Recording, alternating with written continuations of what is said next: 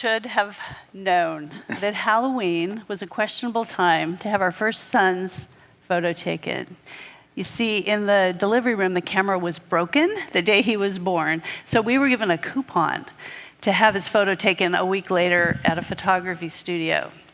So when we pulled up to the address in a sketchy part of San Bernardino, we were shocked to see a long line of goblins and werewolves and witches there to greet us because the photographer was next door to a costume studio. So we swaddled our 7-day-old innocent babe into this dark alley, and we felt like Joseph and Mary, honestly, smuggling baby Jesus past Herod. But now looking back, it seems almost prophetic to have carried our son past that queue of hellish faces, knowing the call on our son's lives to enter some of the darker venues of culture. But as I thought about that, I realized, isn't that a picture of the call of God on every child's lives to invade this sometimes scary world with the truth and the love, the beauty and the goodness of the God who made us? Our God-given instinct as parents is to protect our kids. And we want to shelter them emotionally and physically and spiritually from all the goblins that are lurking in the dark. And so we do. But is swaddling our kids indefinitely even possible? Is it really safe? And isn't what we really want for our kids is that they find their place in God's bigger story? And that means raising kids who can shift the culture that they're living in, that our kids, not just us, but our kids are the ones who are going to make a difference in the future. And that is a very exciting place to be.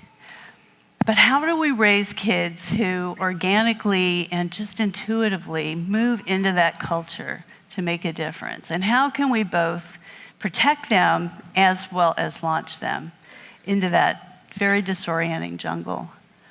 There weren't a lot of models for us to look to. As we were considering what to do with culture, it seemed that Christianity and culture were two different things.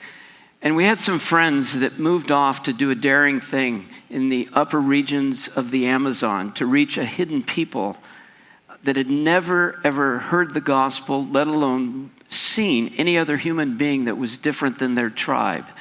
And so Tom and Janet moved there with their entire family. They had to take their kids with them, lest the people think that they were coming in war, if it was just men. So they moved there, and they studied, and they learned everything they could about these people, what they ate, and particularly their tools. And their plan was this: to find out where their pathways in the jungle were, and then eventually leave good gifts of tools and food along the pathway, assuming that they would ultimately want to become friends. And we actually one day, after years and years of work, we one day saw the video of the chief of this indigenous people coming out of the jungle to receive the ultimate gift. And that became a model for Jan and I as we wanted to raise our kids. But I think it's a model for all of us, that you and I live in an urban jungle. We live in a suburban jungle, a rural jungle. And we travel different pathways, but if you were to mark the tires of your cars with a different color paint every day, we would find out what kind of pathways we travel on. We travel on educational pathways. That might be blue. We travel on government pathways. That might be green. We travel on arts and media pathways, sports pathways, on and on and on. And we could discover the pathways of our jungle. And we thought, wouldn't it be great if we became the cultural guides to our kids, that we would be the people that move into the jungle and give our children permission to travel the pathways of a jungle and learn to leave good gifts to the people around us. When God invented the first family, he put them in a jungle of sorts. It was a beautiful garden, and 3 words describe that place. It was good. It was good. There was only 1 tree that was off limits. All the others were available for delicious sampling. So I think that describes God's parenting style. He gives us enormous freedom to choose from a great variety. We have this intoxicating freedom to run through the whole garden. Yes, there are risks in the jungle, but we have the Maker to walk us through. And we wanted to send the message to our kids that God's world is a big yes.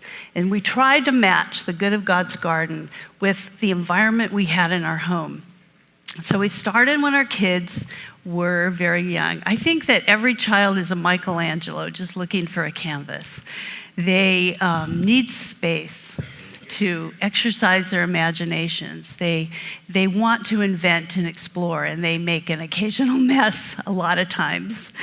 But what we can do in our homes is provide opportunities for open-ended play. That's what every kid really wants, as evidenced by the child that ignores the toy and plays with the box. We had a closet that was full of odds and ends and surprises, like empty spools and pieces of cloth and pipe cleaners and tape and different shapes of boxes. Really trash, but it could have become treasure. And all of that could be anything they wished. And then in every room, we wanted to create different areas of play that kept changing, like music zones or building blocks or costumes. So our home became this ever-changing frontier that was populated with zoos and cowboys and scientists or artists. We wanted our kids to wake up every day and wonder, what will we discover today? And then when our kids were older, we tried to keep moving beyond what we already knew, to stay curious. We sampled Mozart and Coltrane, C.S. Lewis and Kierkegaard, tamales and starfruit.